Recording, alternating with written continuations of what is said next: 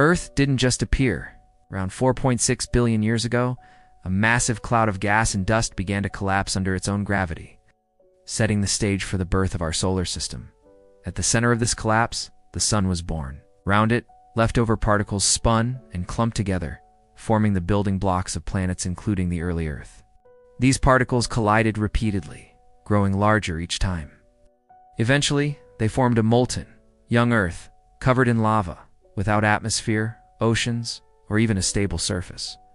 But Earth didn't stay alone. About 4.5 billion years ago, it collided with a Mars-sized object called Theia. This violent impact changed everything. The collision ejected huge amounts of debris into space. These fragments came together to form the Moon and also tilted Earth, giving us seasons and stabilizing our rotation. After the impact, Earth slowly began to cool. Solid crust formed, volcanoes erupted gases, and comets delivered water, laying the foundation for oceans and atmosphere. Early Earth's atmosphere was nothing like today's.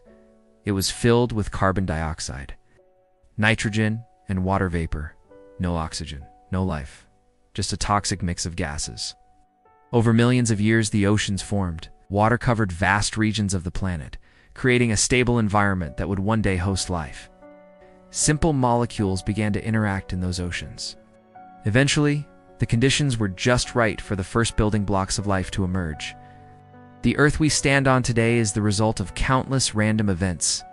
Collisions, cooling, chemistry, and time itself all working together over billions of years. From cosmic chaos to a living world, Earth's formation is a story of violence, chance, and transformation. And it's still evolving every single day.